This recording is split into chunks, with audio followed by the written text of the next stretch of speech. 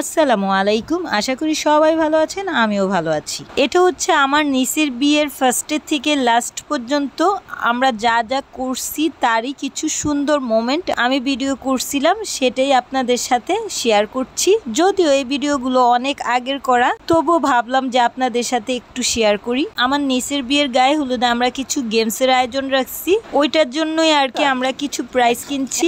এই গেমসের জন্য আমরা বেশি মূল্যের প্রাইজ কিনছি না, খুবই সীমিত মূল্যের প্রাইজগুলো কিনছি। প্রাইজ আসলে মেইন কথা না, এটা হচ্ছে গায়ে হলুদের একটু আনন্দ উৎসব করার জন্য আর কি ছোটখাটো একটা আয়োজন করা। তবে যেটা ফার্স্ট প্রাইজ হবে সেটা একটু বেশি মূল্যের কিনবো।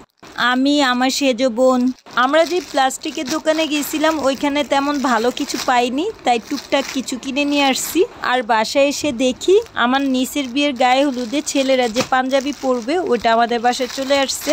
গায়ে হলুদে 2 কালারের পাঞ্জাবি পরা হবে, আর সবগুলো পাঞ্জাবি আমি চেক দিয়ে নিচ্ছি, দেখছি সব ছেলেদের পাঞ্জাবি আসছে কিনা আর সবার মাপ ঠিক আছে কিনা। এই পাঞ্জাবিগুলো বড়দের জন্য, মানে আমার সব বোনের হাজব্যান্ডদের জন্য, প্লাস আমার ভাইদের জন্য, আর আমার এক নিসের হাজব্যান্ডের।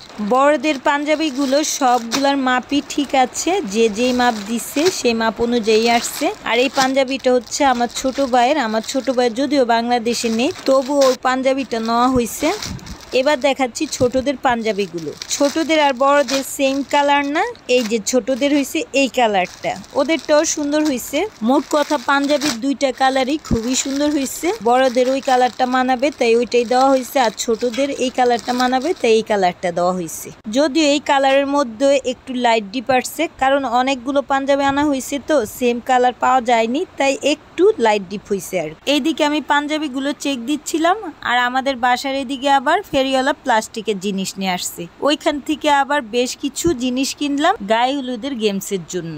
আমার সেজ বোন আমি, আমরা দুইজনে মিলেই এই প্রাইজগুলো কিনছিলাম। যদিও ফার্স্ট প্রাইজ কেনা হয় নাই, কারণ ওটা একটু বেশি মূল্যে দেব, তাই প্লাস্টিকওয়ালাদের কাছে তেমন ভালো পাইনি, যার কারণে ফার্স্ট প্রাইজটা কেনা হয়নি। ওইটা পরে মার্কেট থেকে গিয়ে কিনে আনবো। তার সাথে আরো অনেক কিছু কিনতে হবে, যেমন র্যাপিং পেপার, কালার পেপার, আবার আরো অন্য কোনো প্রাইজ চয়েস হইলে সেগুলো কিনে আনবো। এখন দেখাচ্ছি বাসা থেকে কি কি নেওয়া হয়েছে। তবে এই পিঙ্ক কালারের ঝুড়ি বাদে বাকি সবই গায়ে হলুদের গেমস খেলার প্রাইজ, কারণ এই ঝুড়িটা আমার বোনে নিচ্ছে। এগুলা সবই বাসা থেকে নেওয়া হয়েছে।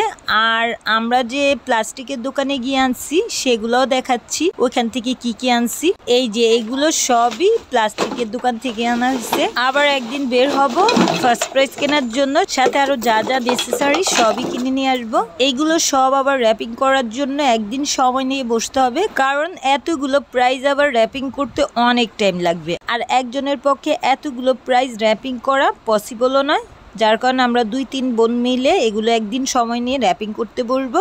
গায়ে হলুদের গেমসের যে প্রাইজগুলো দেওয়া হবে ওইগুলো সব কেনার ডান। এখন একদিন রাত্রে আমি, আমার বড় বোন দুইজনে মিলে বসছি এই প্রাইজগুলো র্যাপিং করার জন্য। আমি র্যাপিং করছি, আর আমার বড় বোন এই গেমসের যে ধাঁধাগুলো দিয়ে কোয়েশ্চেন করা হবে সেগুলা লিখছে। রাত 10টা অথবা 10:30টার দিকে আমরা 2 বোন বসছি। বোর হয়ে গেছে, তবু আমাদের কাজ শেষ হয়নি, আরো কয়েকটা র্যাপিং করা রয়ে গেছিল, ওইটা পরে আমার সেজ বোন আবার করে ফেলছিল।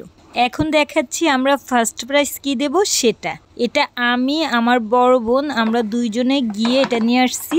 এই প্রাইজটা এখনো কাউকে দেখানো হয়নি, আবার বলা হয়নি যে আমরা কি আনছি। আমরা এই প্রাইজটা সিক্রেট রাখছি, কারণ ফার্স্ট প্রাইজ কি হবে এটা যদি সবাই জেনে যায় তাহলে খেলার আনন্দই থাকবে না, যার কারণে কাউকে বলাই হয়নি যে আমরা ফার্স্ট প্রাইজ কি রাখছি।